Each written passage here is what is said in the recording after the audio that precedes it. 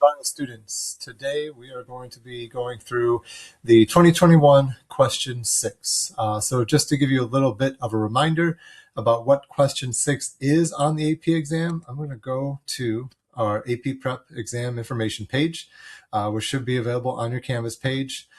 I'm going to open it up, just do a quick reminder, because on the AP Bio exam, question number indicates something about the question that's pretty consistent across every year. And I want you all to be familiar with what to expect when you come across question number 6. So what I'm doing is I'm scrolling through the CED exam information site, and I get to the breakdown of the multiple choice and then free response. So you can see there are 6 questions in total. 1, 2, 3, 4, 5, and 6. We're going to focus in on 6 right here. And you can see how question 6 is a 4-point question focused on analyzing data. So the whole point of this question is to give you data, whether it be in a table form or a graph form. And parts A and B are going to ask you to describe the data using verbs like describe or identify, which we'll see in this question. And then finally, to evaluate a hypothesis or prediction from that data. And finally, explain the experimental results relating back to what you know about biological principles, concepts, processes, or theories. Just a reminder about the verbs and what they mean. If we do get a describe verb, so I'm going to go down and I'm going to show you this verb sheet. We can see here, taking a little bit of time, a describe verb is more than an identify verb. So describe is going to ask you to go into a little bit more detail about what's happening in either a process or a concept or in the data. And that's different than an identify verb, which is going to be basically to quickly give a piece of information and then move off of it. So we can see here, describe means to provide relevant characteristics of a specified topic. That can apply to biological concepts or to data, as we'll see in this question. And it does require to provide a little bit more information. Okay, so if we go back, we're going to, this is the question we're dealing with. Analyze data says right at the top. We're looking at a small invertebrate krill species, scientific name. I'm going to try my best on this. Thysanum. Ooh, this is tough. Thyssanoessa inermis is adapted to cold or 4 degrees Celsius seawater. And over the past 10 years, there has been a gradual increase in the water temperature of the krill's habitat. A sustained increase in water temperature may ultimately affect the ability of the krill to survive. A few things to note about this background information. There are going to be questions in the FRQ that you do not have any background information about the species or anything about it. They will give you that. They're expecting you to read this background information, internalize it, and use it in the question. So don't be thrown off by species names like I just butchered here just a second ago. No students walking into this FRQ knowing about a krill species and its cold water adaptations and its ability to survive in climate change. Read it, understand it, use it. Okay, so going to the second paragraph, one effect of higher temperatures is protein misfolding. Within cells, krill have several HSP genes that code for heat shock proteins, abbreviated HSPs, and these proteins help prevent protein misfolding or help to refold proteins to their normal shapes. Scientists conducted experiments on the T. inermis to detect changes in the expression of the HSP genes when the krill were exposed to temperatures above 4 degrees Celsius. An experimental group of krill was maintained in tanks with 4 degrees Celsius seawater and then placed into tanks with 10 degrees seawater for approximately 3 hours. The krill were then given a 6-hour recovery period in the 4 degree Celsius seawater tanks. A control group of krill was removed from the tank of 4 degrees Celsius seawater to another tank of 4 degrees Celsius seawater for approximately 3 hours and then returned to the original tank. The scientists analyzed the HSP gene expression by measuring the concentration of 3 mRNAs, denoted by Roman numerals 1, 2, and 3, transcribed for certain HSP genes in both the heat-shocked krill in figure 1 and the control krill. For the control krill, no transcription of the HSP genes was detected through the test period, data not shown. So here's what we have you do. At this point, if you have not yet started, you should be answering the question on your own. The purpose of this video is to go over the answer, but this is after you've attempted it and submitted a response, either in AP Classroom, on a sheet of paper, depending on what your teacher is doing. So if you haven't done it yet, you're going to stop the video right now, give it a pause, and then you'll come back to the rest of this explanation after you have tried this on your own. So at this point, I'll give it a second to pause it and then come back to me when you're done. All right, so now that you've paused it and answered the question, let's talk about the scoring guidelines and what you should be answering.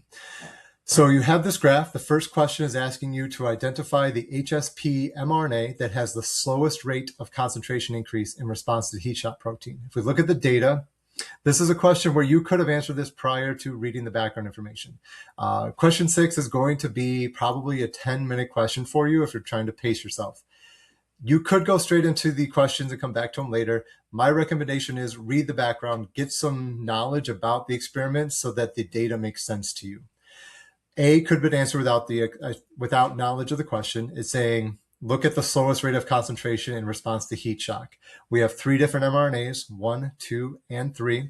We're looking for the one with the slowest rate of concentration increase. So we have to look at what the symbols represent.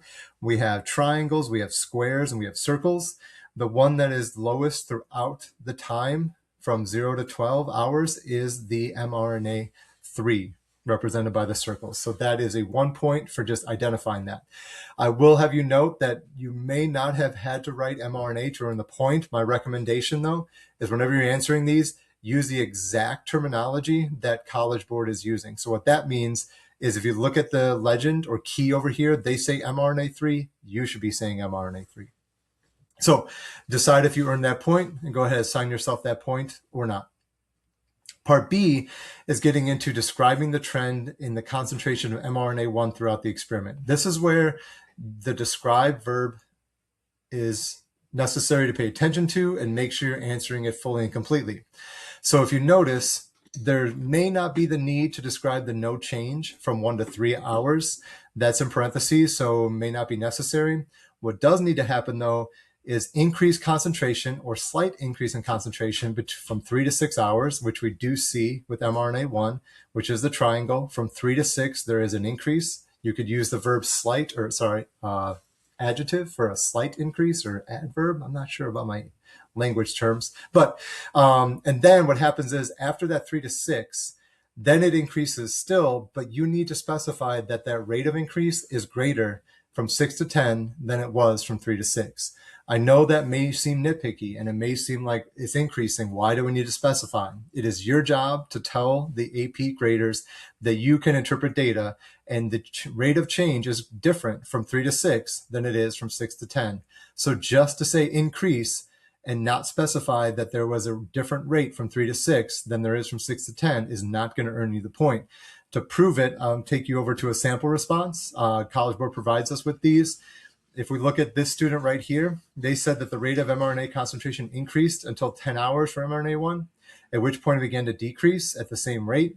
If we look at the explanations, that did not get a point. Okay, down here for sample response C. They say it does not describe the details of the concentration changes at each phase of the experiment and therefore did not earn a point.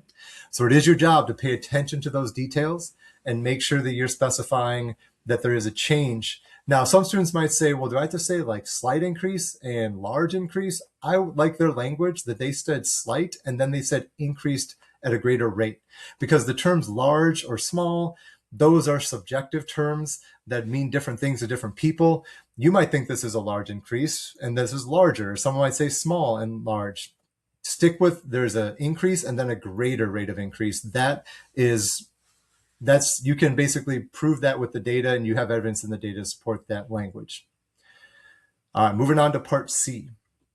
In part C, they provide you that a scientist hypothesized. So this is your job to support or refute a hypothesis. So their scientists hypothesize that the heat shock protein translated from mRNA1 plays a greater role in refolding proteins than does the HSP or heat shock protein translated from mRNA2, and we have to use the data to support the hypothesis. So let's go back up to the data. mRNA1, if we look at it, which is going to be our triangle data, we can see that it went through the heat shock and there was an increase in the concentration of the mRNA. And then after the heat shock, it still increased and then started to decrease after 10 hours.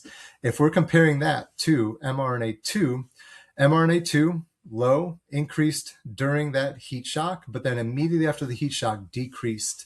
So the correct answer we're looking for is that mRNA1 is supported by that due to the fact that there's still a high level of that mRNA expressed after the heat shock period. And then what needs to be stated as well is that the proteins need to be refolded after that heat shock period. So that is a detail that's necessary to earn the credit on this question. We know this because, again, if we go back to the sample responses, going back to this student C, they talked about how the mRNA-1 plays a greater role, higher maximum mRNA concentration after it went through. But what they didn't talk about, which they would need to earn credit, which they say down here, they said that while the concentration of mRNA-1 is addressed, there is no discussion of proteins needing to be refolded after heat shock. So therefore, they did not get that point. So check your answer. Make sure you mention mRNA-1 and you mention the need for the proteins to be refolded after they went through that heat shock period. Finally, part D, final point. We're looking at mRNA-1 and 2, and they're transcribed from the same gene. How can you get two different mRNAs if they are transcribed from the same gene? What I'll point out on this question is you're going to see two responses that are going to look like something you've probably never seen before because we don't talk about it. Didn't mean to highlight as much as I did, but I'm going to point out these last two bullet points. You might think, have we ever talked about different transcription termination sites or poly-A sites or different promoters? No. And the reason for that is this is kind of a very niche answer that I would not recommend you using because there is a better answer that you could use. So if I think this is what we talk about in class, and this is what you can use and get points for. We talked about in class how there can be alternative splicing. And we know that you can take out different exons when you splice that when, as a result, you get different mRNA transcripts that will produce different proteins. That is the explanation that you should provide to earn the points. Now, you could provide these other two in green, but again, they are there because the College Board has to provide credit for all potential correct answers. I don't know how many students in 2021 provided these two answers. My guess would be very few. The better answer is going to be in blue. That's the one that most teachers teach. That's on the CED. That's what you should know and apply in a question like this. So check your answer right now.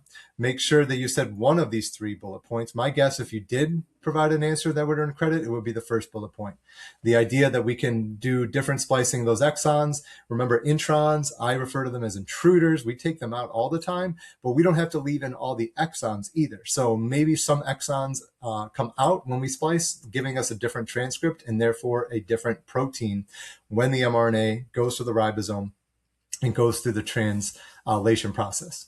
Okay, so the last thing I want to point out about this is every year the College Board, whenever they give the reports on questions, they do give out this thing called the Chief Reader Report that teachers can use to look at a question and determine how we can best help students be successful in future years. In 2021, this was a 4-point question. The average was 1.26. We can see that right there. I didn't think I was going to draw on it. Get rid of that. Just going to highlight it so you can see it. So 1.26 was the average, pretty low.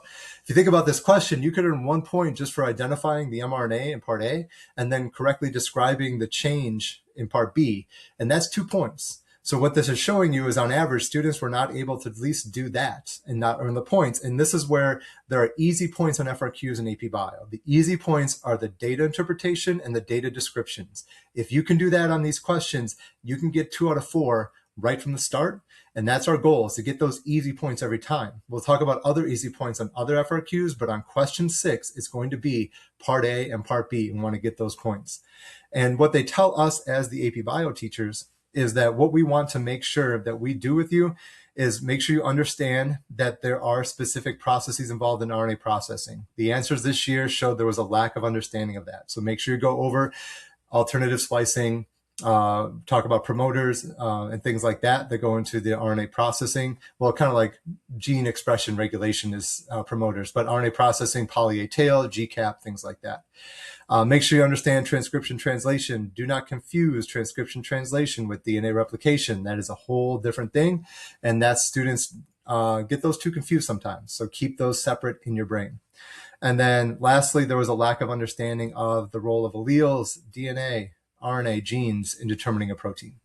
Okay, so looking at this, we just want to make sure we're aware of these common things that are not known so that we can be better than the average. We can be better than all other students taking the AP Bio exam and what is expected on an answer and give the best answer we can to get the most points.